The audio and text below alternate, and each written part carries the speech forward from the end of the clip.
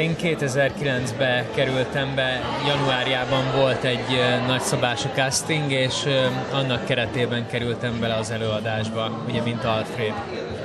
Én azt gondolom, hogy nekem, tehát hozzám a karakter maga közel állt, viszont ugye hangilag megformálni ezt az egészet, illetve a hangi kvalitásoknak a fejlesztésében volt nagyon, nagyon fontos ez a szerep az életemben, és mai napig nagyon fontos. Hát szerintem nagyon, nagyon izgatja őket az öröklét kérdése, illetve ugye a halhatatlanság kérdése, ami szerintem tehát minden ember ehhez kíváncsian fordul. És szerintem ez az örök fiatalság forrása, az örökké tartó szerelem, stb.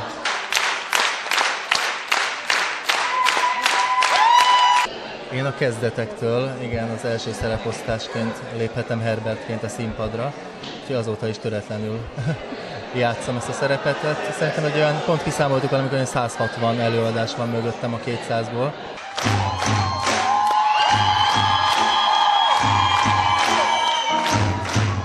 Azt gondolom, hogy mindig jobb lesz ez a produkció. Egy nagyon-nagyon erős kezdőcsapatunk volt, nem véletlenül, ugye nem egy embert kivittek a külföldi vámpírok produkcióba, akiket mi nagyon sajnáltunk, de tudtuk, hogy jó helyre kerülnek, és szerencsére mindenki tökéletesen lett idézőjelbe pótolva.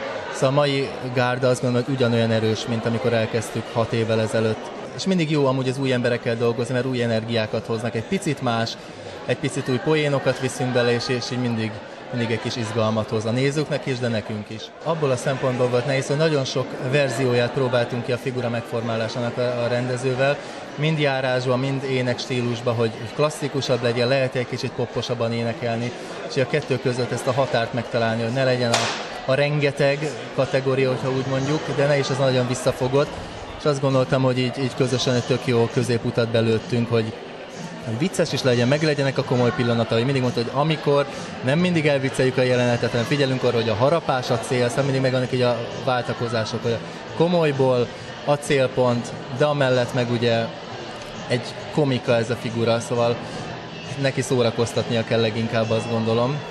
És ezt a vonalat próbálom azért erősíteni, hogy minél viccesebbe venni a figurát. Amellett, hogy azért most tudom, hogy megvan ennek a komoly oldala, hogy tényleg ez a fiú ugye magányosan él a kastélyban, és végre jön valaki, aki majd az ő hétköznapjait feldobja. Mindenkit érdekel a megfoghatatlan világ, és hogy vajon létezik-e, nem létezik, és pont a megfoghatatlansága miatt ez nagy érdekli az embereket.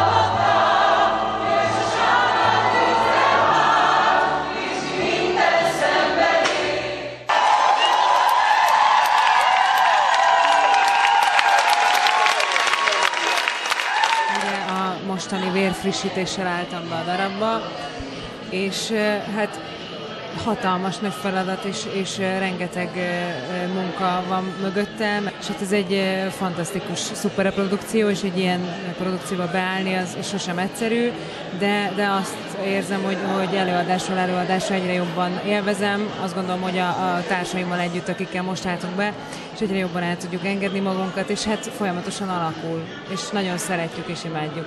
Magyarországon van egy olyan különlegesség ennek a darabnak, hogy a magyarok valahogy szerintem sokkal szenvedélyesebb nép eleve, és mi bele tudjuk rakni ezt a magyar virtust, és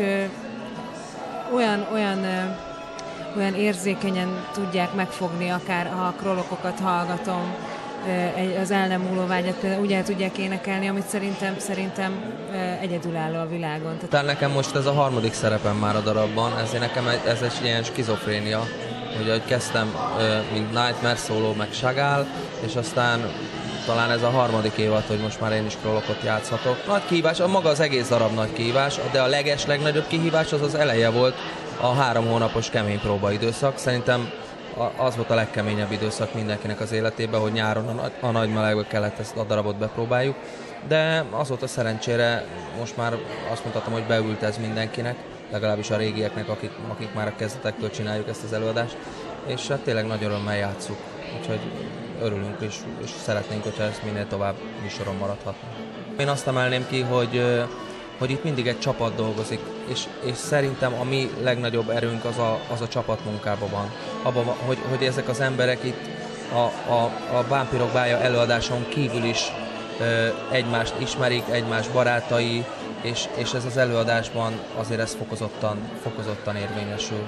Szerintem ez a legnagyobb erénye.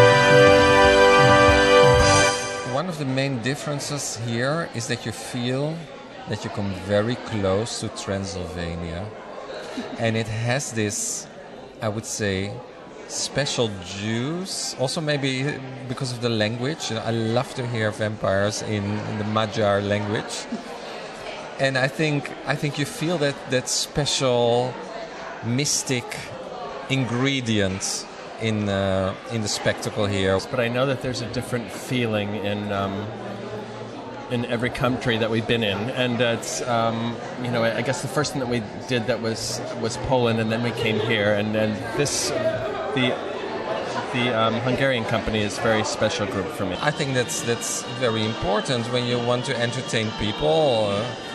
You want to give them the right thing. It's easy for us to say, oh, it doesn't matter, but I think it does matter. Not everybody is right for a certain role. It always seems like there is a fascination with the vampire world and all that it embodies. I can say for one thing, they sure are fun to choreograph vampires. I don't know much about them, but it's fun to do the choreography for them. I mean, that has been a real pleasure. We all know that vampires don't exist, and we all know vampire is a mystery. But still, it speaks to our fantasy, and I think there's a lot of hidden lust and hidden sexuality in, especially in our vampires. Very sensual piece. I think it's the sexuality of it. I think people are intrigued by it a little bit. I don't know so much the living forever. I don't know that anybody really wants to do that. I know that I don't. But I think I always thought of vampires as being very sexual, and I try to convey that a little bit in the choreography. That's what I was trained to do. Actually, I was trained classically, and it takes a lot of technique to pull off what they do up there. I mean, not so much the ensemble, yes, but any of the solo work in the Rote Stiefel, the lifts and all that sort of thing. There's a lot of classical training in there. Dance is like singing, If a dancer just dances, it's not interesting. If a dancer dances a story, it grabs you. Because they're, first of all, fantastic movers, and when you are expressive in your dance, and I think the choreography, what Dennis did, is so into the story. So it doesn't matter if you see dance or you hear singing or you see acting, because it is all integrated at the right moment, in the right taste, and with a depth behind it. You see, and that is I think what you feel in this show, and that's also what I love about the choreography of Dennis in the spectacle. Absolutely, it's very important.